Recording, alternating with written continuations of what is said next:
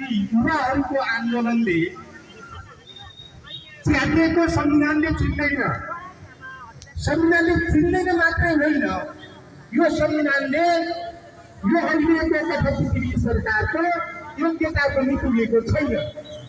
यस्तो अयोग्य योग्यतै नपुगेको गठबन्धन सरकारले गर्न लागेको कथित फागुन 21 गतेको आम निर्वाचन भनिएको निर्वाचनलाई हामीले किन बहिष्कार गर्दैछौँ? तपाईहरुलाई थाहा छ, तपाईहरुले भोग्नु भएको छ, देख्नु भएको छ, अनुभव गर्नु भएको छ कि यो व्यवस्थाले, यो निर्वाचनले कुनै पनि परिणाम दिँदैन, जनताका हक अधिकारको संरक्षण गर्दैन। त्यसो भएकोले हामी अहिले केवल 6 वटा कम्युनिस्ट पार्टीहरू मिलेर यो कथित असंवैधानिक योग्यता नपुगेको कठपुतली सरकारले गर्न लागेको निर्वाचनलाई बहिष्कारको नीति लिएर अगाडि बढेका छौँ। खबरदार कठपुतली सरकार, हामीले यहीबाट चुनौती दिन चाहन्छौँ। हाम्रो संख्या यहाँ थोरै भए पनि हामी आम नेपाली जनताले तिम्रो कथित निर्वाचनलाई अत्यधिक मात्रामा बहिष्कार गरेर देखाउनेछन् र तिम्रो नाङ्गो नाच उदाङ्गो हुनेछ। त्यसैले हामीले के भन्न चाहन्छौँ भने जबसम्म नेपाली जनताको हक र हितको संरक्षण गर्ने जनताको सरकार बन्दैन, जनताद्वारा जनताको लागि भनेर जनताको हक हितको संरक्षण गर्ने संविधान बन्दैन, तबसम्मको लागि हामीले आह्वान गरेका छौँ।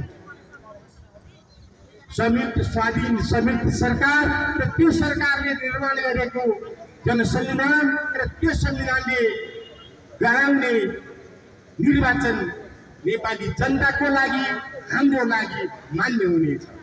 होइन भने यो कठपुतली सरकारले गराउन खोजेको कथित निर्वाचनलाई हामी नेपाली जनताले मान्य हुँदैन। त्यसैले बहिष्कारको नीति लिएर हिँडेका छौँ।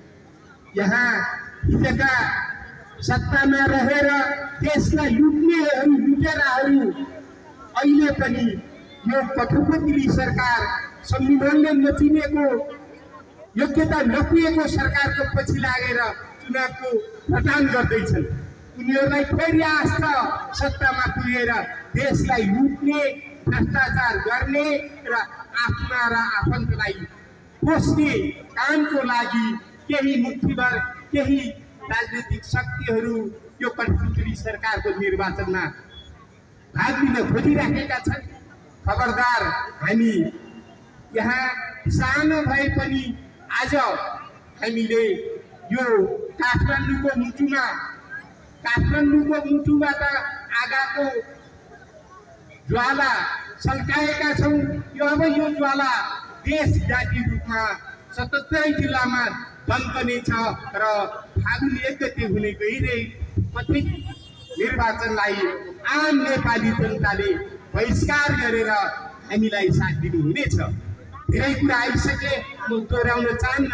अन्त्यमा म के भन्न चाहन्छु भने यो संघर्ष समितिले आह्वान गरेको कार्यक्रमलाई आजसम्म जसरी तपाईँले साथ र सहयोग दिनुभएको छ, त्यसरी आगामी कार्यक्रमहरूलाई पनि साथ र सहयोग निरन्तर दिनुहुनेछ भन्ने विश्वासका साथ म आफ्ना भनाइ यही अन्त्य गर्छु। धन्यवाद।